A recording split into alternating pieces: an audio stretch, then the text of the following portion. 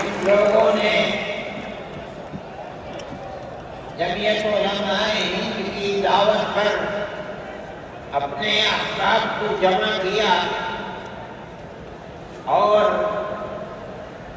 اپنے خرچ سے جمعیت علماء کا ایک پیسہ کیا پھوٹی کوڑی بھی نہیں لگی، آپ ہی لوگ کروڑوں روپیہ خرچ کر کے اپنی بسوں کا خود ہی انتظام کر کے یہاں تشریف لائے دعوت پر اور آ کر بیٹھے۔ جمعیت علماء ہند کے خدام کے دل میں اس کی بڑی قدر ہے۔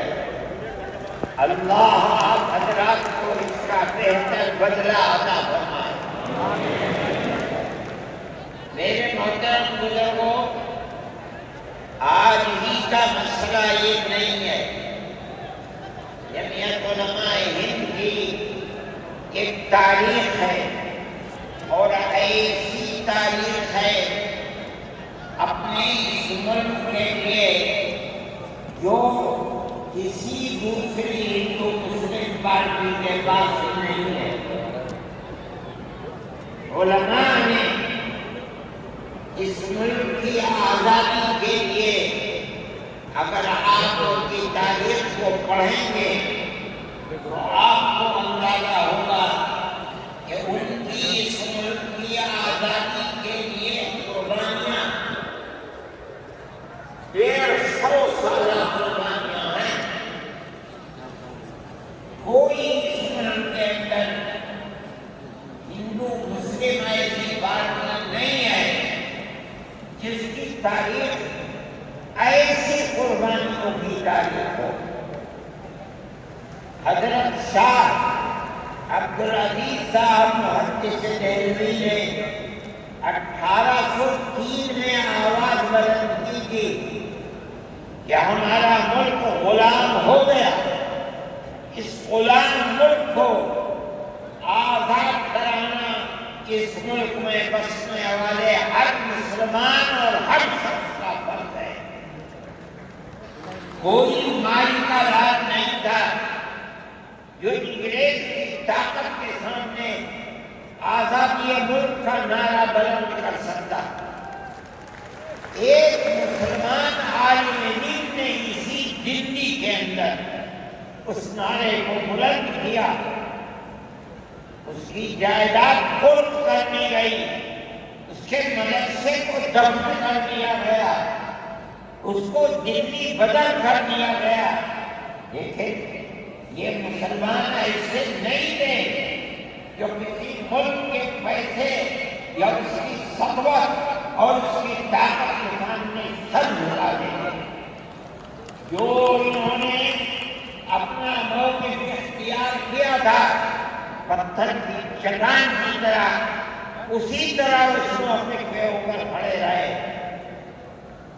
سب سے پہلا جہاد سن 1932 کے اندر ہوا، ہندوستانی لوگ تو جانتے بھی نہیں، اور اس کے اندر لوگ مر گئے، ختم ہو گئے۔ شاہ عبدالعزیز صاحب کے رشتے کے، ان کے قریب، ان کے اولاد میں شاہ اسماعیل شہید اور رائے بریلی کے شاہ شہید دونوں کے دونوں ختم ہو گئے، شہید ہو گئے بالا کوٹ کے میدان۔ لیکن پیچھے نہیں آگے، اب وہ لوگ جو بچ کر آئے گے سن 1857 میں پھر جہاد کر دیا، اور اس کے اندر صرف اسی دلی کے اندر 33,000 مسلمان شہید کیے گئے، اور لال قلعے سے لے کر جامع مسجد تک درختوں کے اوپر ان کی لاشوں کو لٹکا دیا گیا۔ یہ مسلمان کی تاریخ ہے، علماء کی تاریخ ہے۔ بتائیں کون ہے جس کی زندگی کے اندر یہ تاریخ مل سکتی ہے؟ میں کہتا ہوں، لاکھوں آدمی کے سامنے کہتا ہوں، کوئی مائی کا لال ہے جس نے اس ملک کی اس طرح خدمت کی ہو؟ جس طرح مسلمان علماء کرتی ہے. جمعیت علماء انہی مجاہدین کی بنائی ہوئی جماعت ہے.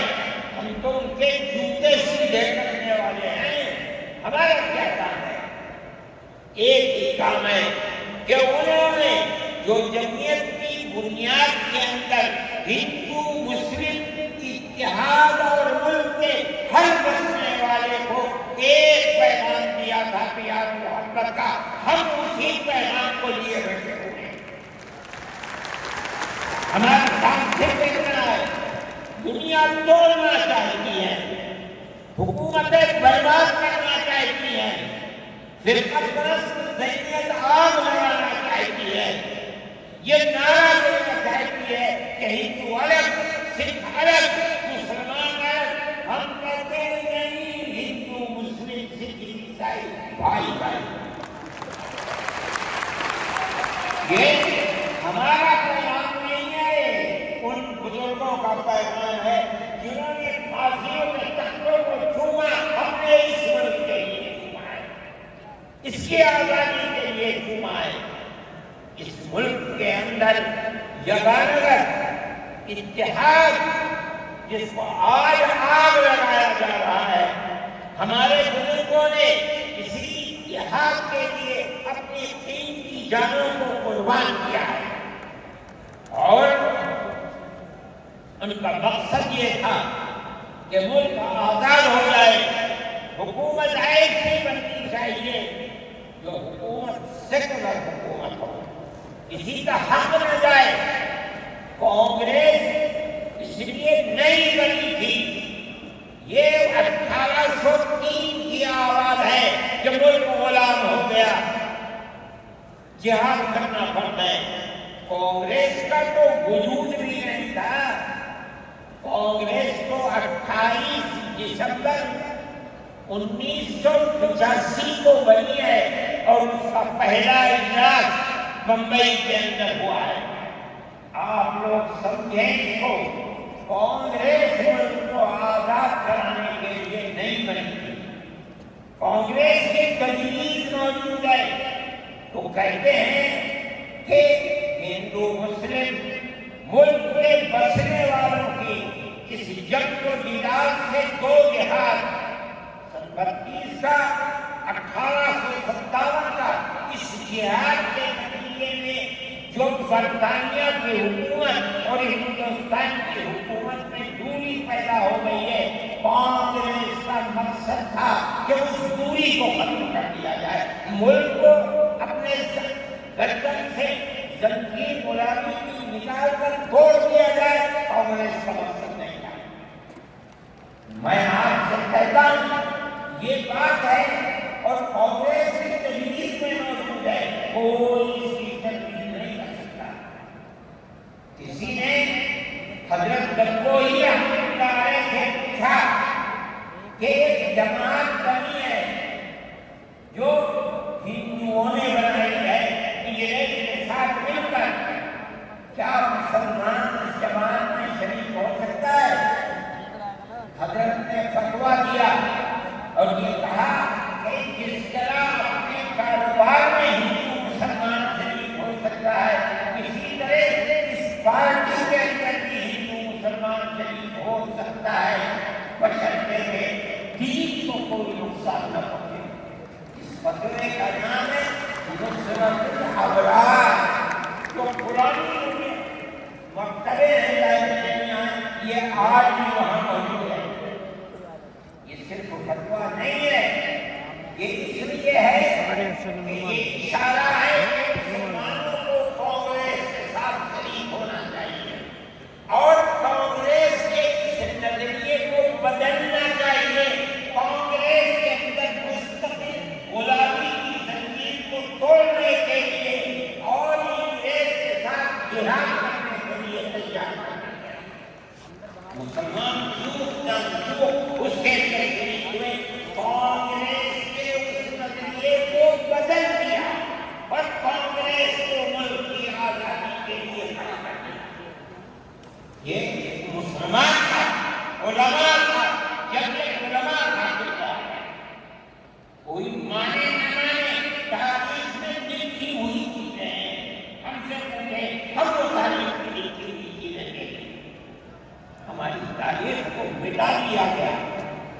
وہ طبقہ جو آج ملک کے اندر اسلام اور مسلمانوں کو دفن کرنا چاہتا ہے، وہ ہماری تاریخ کو دفن کرنے کے اندر کامیاب ہو گیا۔ مگر ہم کہتے ہیں کہ ہماری تاریخ ہے۔ میرے بھائی، ملک اسی طرح چلتا رہا، جیسے جیسے آزادی قریب آتی رہی۔ جمعیت علماء ہند وہ تنہا ایک جماعت تھی جو برابر موتی رام نہرو، جواہر لال نہرو، گاندھی جی سے یہ بات کہتی رہی کہ ہمیں ضمانت دو، ہم 143 سال ہیں ہماری زندگی، جہاد کی زندگی، ہمیں یہ ضمانت دو کہ کوئی آزاد ہوگا تو اس کا کردار سیکولر کردار، دستور سیکولر دستور ہوگا، جس کے اندر ہندو، مسلمان، سکھ، پارسی، عیسائی ہر ایک کو اپنے مذہب کے ساتھ جینے کا حق ہوگا اور حکومت کا کوئی مذہب نہیں ہوگا۔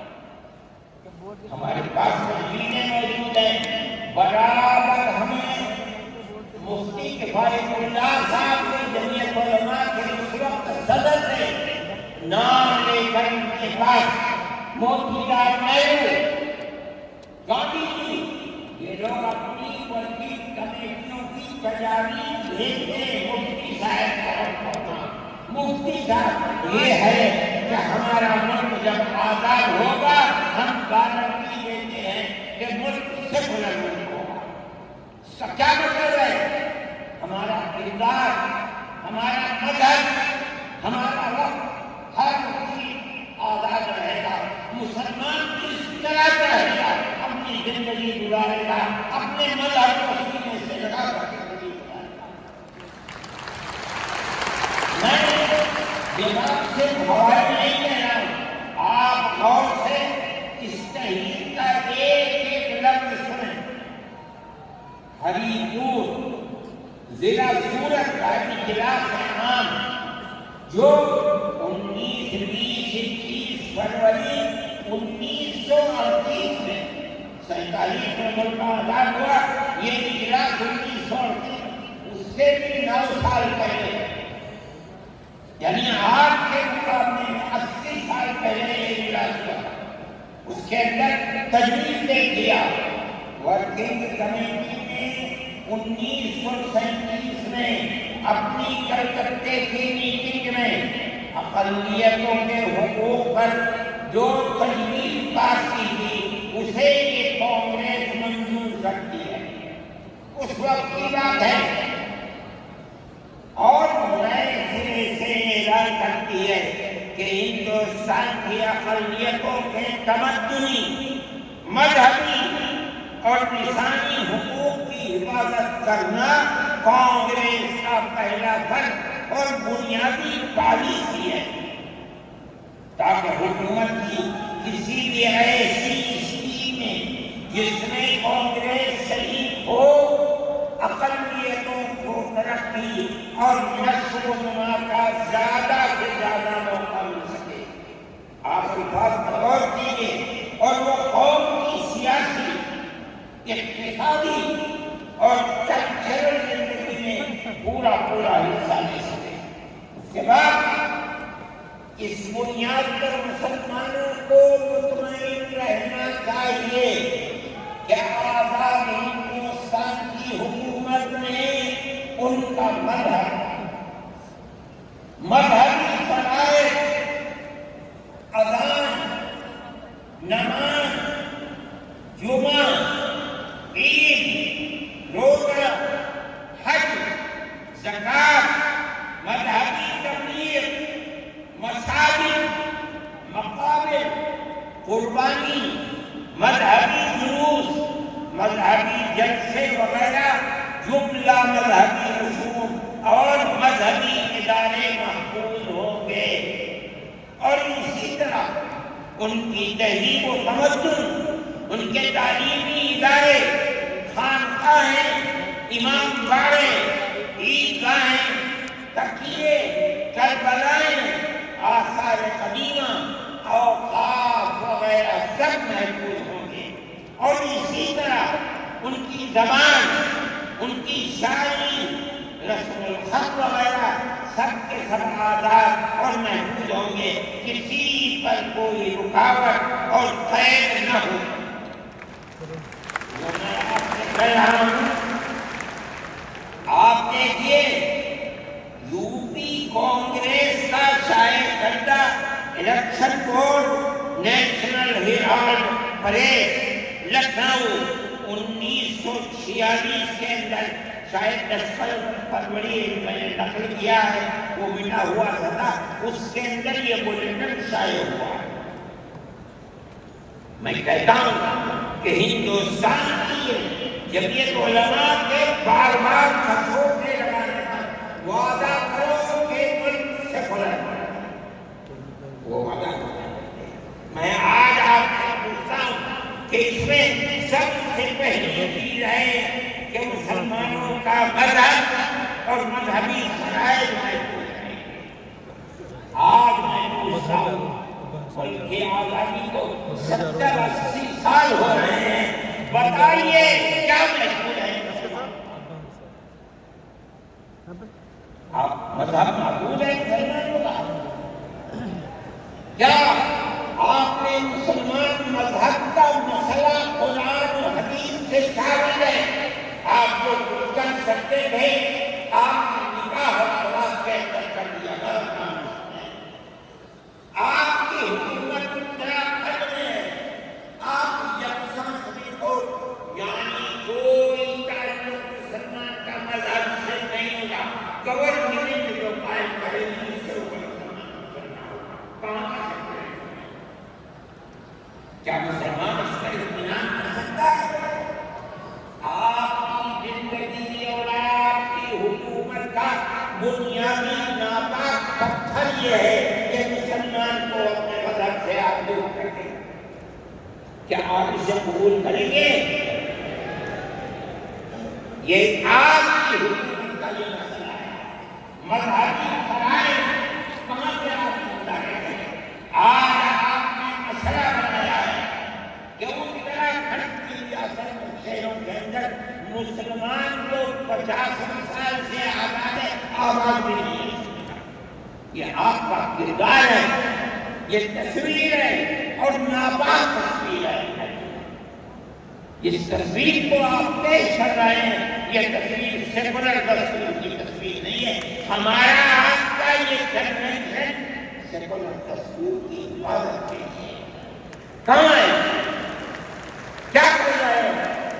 اس ملک کو ملک میں رہنے والوں کے لیے جہاں تک بنا رہے ہیں، جبھی بنوا اس کو قبول نہیں کریں۔ ہم تو کہہ رہے ہیں کہ زبان اٹھتی ہو یا نہ اٹھتی ہو، لیکن ہم کہتے ہیں کہ جو ہو رہا ہے وہ ملک کو آگ لگانے کے لیے، دستور کو آگ لگانے کے لیے ہو رہا ہے۔ جبھی بنوا اس کو قبول نہیں کریں۔ اگر جمعیت علماء نے اس بدترین حکومت جو یہ کہتی تھی کہ ہماری حکومت میں سورج نہیں ڈوبتا، جمعیت علماء نے کبھی اس کے سامنے سر نہیں جھکایا، اس کے بعد ہم اس کے سامنے سر جھکائیں۔ ہمارا سر صرف ایک اللہ کے سامنے جھکتا ہے اور کہیں جانا نہیں۔ میرے بھائی، آپ ایک اس کو لیتے ہیں، میں کہتا ہوں آپ کیا کہہ رہے ہیں؟ اس کے اندر جہاں ہے وہاں اسی طریقے سے اوقاف وغیرہ سب محفوظ ہیں۔ اوقاف محفوظ ہیں، یہ آپ کے سامنے حضرت مولانا بیٹھے نے تقریر کی ہے۔ اوقاف کو اپنا چاہیے۔ ہماری مسجدیں اسی زندگی کے اندر 400 500 سال کی مسجدیں، جس میں جمعیت علماء کا دفتر بنا ہوا ہے، عبد النبی اکبر کے زمانے کی مسجد ہے، اور کتنی مسجدیں جن کے پاس اوقاف لاکھوں کروڑ کے اوقاف۔ جودھپور میں جا کر کے دیکھو کیسی مسجدیں، دلی کے قرب و جوار میں دیکھو کتنی بڑی بڑی مسجدیں۔ ان ہندوستان کا وہ طبقہ جو ابن سالم کے اوقاف کو حرم کرنا چاہتا ہے، کہتا ہے اگر کسی وقت زمین یا مسجد یا کسی بھی چیز کے کاغذات وقت کے نہیں ہیں اس کو وقت نہیں مانا جائے۔ کون 500 سال پرانے کاغذات تبدیل کرے گا؟ قانون یہ تھا کہ جو مسجد بنی ہے، جو وقت پر بنتی ہے وہ ہے، وہ وقت ہے۔ آپ کو کیا درد ہے؟ کیا آپ اس اوقات کو قبول کرتے ہیں؟ اس کا مطلب ہے مسلمانوں کی زمین کو حرام کرنا چاہتے ہو، حرام کھانا چاہتے ہو، اس لیے ان اوقات کو حرام کرنا۔ ہم تو اوقات ہمارے اللہ کے لیے ہوئے ہیں، اوقات اللہ کی ملکیت میں لیے ہوئے ہیں، مسجدیں بنی ہوئی ہیں آپ ان کی حفاظت کے لیے، اس لیے کہ ہم اس ملک کے رہنے والے ہیں، ہم باہر سے آئے ہوئے نہیں ہیں۔ اگر ہندو پوجا ہے مسلمان بھی پوجا ہے، اگر ہندو جات ہے مسلمان بھی جات ہے، اگر ہندو راجپوت ہے مسلمان بھی راجپوت ہے۔ جاؤ دیکھو کشمیر کے اندر اگر ہندو بھی رہتے ہیں مسلمان بھی رہتے ہیں، ہم اسی ملک کے رہنے والے ہیں۔ کسی کو اچھا لگا یہ مذہب، کوئی اس مذہب میں چلا گیا، کسی کو یہ مذہب اچھا لگا وہ اس مذہب میں چلا گیا۔ کیا مذہب کی بنیاد پر اس ملک کے اندر آپ ہمیں جینے کا حق نہیں دیں؟ ہم اپنے جینے کا حق دیں گے۔ آپ نے اس سیاست کو اختیار کیا، آپ 2 الیکشن پہلے دیکھیے کس قوت کے ساتھ بی جے پی آئی تھی، آپ نے جس پالیسی کو اختیار کیا، سیکولرزم کو آگ لگانی چاہیے، اس کا نتیجہ اس الیکشن میں کیا ہوا؟ بی جے پی ہار گئی۔ میں کہتا ہوں کہ اگر چندرا بابو نائیڈو کی بیساکھی نہ ہوتی اور ادھر نتیش کمار کی بیساکھی نہ ہوتی تو بی جے پی گورنمنٹ نہیں بنا سکتی۔ کیوں ہوا؟ وہ 14 سال پہلے اتنی قوت کے ساتھ آئی تھی کہ جب تک کسی دوسری جماعت کا چراغ نہیں جل رہا ہے، وہ چراغ آج بجھ کیسے گیا؟ اس پالیسی کی وجہ سے۔ ملک کی پالیسی اگر بھائی بھائی کی ہوگی ملک زندہ رہے گا۔ ایک باپ کی اولاد 5 4 3 اگر پیار و محبت کے ساتھ رہیں گے وہ گھر آباد رہے گا، اگر دشمنی ہوگی سب برباد ہو جائیں گے۔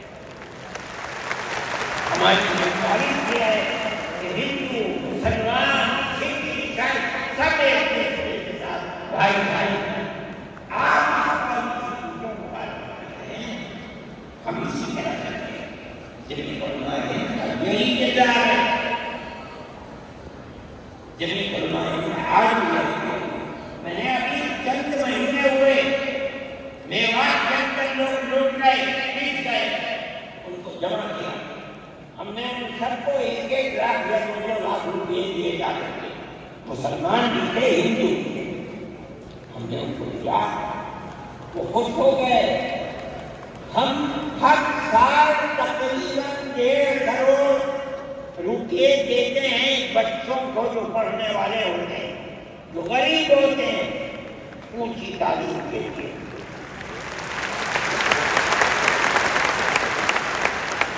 اس کے اندر مسلمان بچے بھی ہوتے ہیں، ہندو بچے بھی ہوتے ہیں۔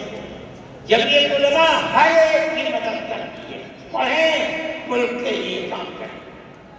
میں جا رہا تھا ایک مرتبہ بنگلور سے سوار ہوا، مجھے جانا تھا سوئٹزرلینڈ، ایک میٹنگ تھی وہاں سعودی عرب کی، سوئٹزرلینڈ کے اندر۔ میں جب گیا جہاز کے اندر صبح ہوئی تو میں نے چائے وائے کی، میرے پاس جو پائلٹ تھا چلانے والا وہ آیا، میرا شکریہ ادا کرنے لگا، آپ نے بڑی محبت دلا۔ میں نے سوچا کیا بات ہے، کیا آپ لوگ؟ کہنے لگے کہ مجھے اس جگہ تک پہنچنے میں جمعیت علماء اگر مدد نہ کرتی میں نے کچھ کر سکتا. کیا بات ہے؟ ہم ہر ایک کی مدد کرتے ہیں. کیرلا کے اندر سیلاب آیا، لوگ لٹ گئے، مر گئے. ہم نے مکانات کی مرمت کی، ہم نے مکانات کو سرنو بنوایا بھی. میں نے چابیاں بھی دی اور تمام میڈیا نے اس کو دکھلایا. ہندو بھی تھے، مسلمان بھی تھے، ہندو عورتیں بھی تھیں جن کے ہاتھ میں نے چابی دی ہے. جمعیت علماء کا یہ کردار ہے. ہمارے بزرگوں نے متحدہ قومیت کتابیں شائع کی ہیں. اس کا مطلب ہے کہ ہندوستان کی قوم مذہب کی بنیاد پر نہیں بڑھے گی. جو ہندوستان میں رہتا ہے ان سب کی ایک ہی قوم ہے. مذہب کی بنیاد پر قوم تقسیم نہیں ہوگی. یہ ہمارا کردار ہے. ہم اس کردار پر زندہ ہیں اور اسی پر چلتے ہیں. صحیح ہے. یہ ملک کے اندر جو پالیسی چل رہی ہے کہ ان کو مار دو، ان کو گرا دو، ان کو. آسام کے اندر یہ پالیسی آج سے نہیں، سن 12 سے چل رہی ہے. جمعیت علماء تنہا جماعت ہے ملک کے اندر جو آسامیوں کے مسائل کو جانتی ہے. یہاں سے رہنے والے ان کی زبان اور ہے، ان کا کلچر اور ہے، بہت دور ہے، دنیا کے آخر میں رہتے ہیں. کون جانتا ہے؟ تنہا جمعیت علماء ہے جو ان کے مسائل سے دلچسپی لیتی ہے، گھستی ہے، کروڑوں روپیہ خرچ کرتی ہے. یہ ایک مسئلہ تھا. اس سے پہلے ایک اور مسئلہ تھا. کہا گیا کہ پنچایت اگر کسی کو آسان میں یہ سرٹیفکیٹ دیتی ہے کہ یہ ہندوستانی ہے تو وہ سرٹیفکیٹ نامقبول ہوگا. 47 لاکھ آدمی اس سے متاثر ہیں. تو پھر خبریں کی کہ پنچایت کے سرٹیفکیٹ کو قبول نہ کیا جائے. اگر یہ فیصلہ ہو جاتا تو 47 عورتیں 47 لاکھ اپنے بچوں کے ساتھ ملک کے اندر بھیک مانگنے والوں کی چوری کر سکتے. ہم نے سپریم کورٹ کا سپریم کورٹ کہا جاتا ہے، لیکن در حقیقت یہ ملک میں بسنے والے ان غریب اور لاچار لوگوں کی پناہ گاہ جن کے سامنے ملک سے کوئی راستہ نہیں کرتا تو وہ کورٹ میں پہنچ گئے. ہم پہنچ گئے اپنے لیے نہیں، ان غریبوں کے لیے پہنچے جو 47 لاکھ میں. آپ نہیں جانتے اس کے اندر 24 لاکھ ہندو عورتیں.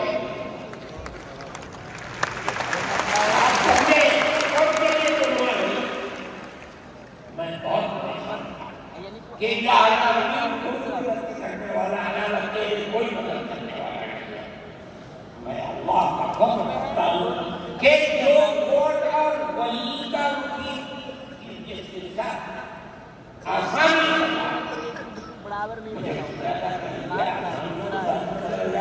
گورنمنٹ کے ساتھ چل جائے. اللہ کی قدرت ہے کہ فیصلہ یہ آیا کہ وہ سرٹیفکیٹ جو پنچایت دیا قبول کیا. میں نے کہا کہ مجھے اپنی زندگی میں کبھی اتنی خوشی نہیں ملی جتنا آج اس فیصلے میں. کیوں؟ صرف مسلمان کے لیے نہیں کہ ہمارا کردار ہے جو ہمیں اپنے بزرگوں سے ملا ہے، جو جمعیت علماء کی اساس ہے، جو ان کا کردار ہم نے اس کے بعد دوسرا مسئلہ آ گیا. دیکھیے سمجھیے سارے ہندوستان کے اندر قانون یہ ہے کہ جو سب سے پہلی سنی 51 سنی 51 کے اندر پہلی والی ہے جس کا نام قسمت شمالی میں ہے وہ ہندوستان. جس کا نام مردم شماری میں نہیں ہے، اگر دوسری مردم شماری میں وہ کہیں سے آ کر بسا اور اپنا نام لایا، وہ ہندوستانی نہیں۔ اچھا پاکستان ہماری پاکستان کا اندرا جی نے اپنے زمانے کے اندر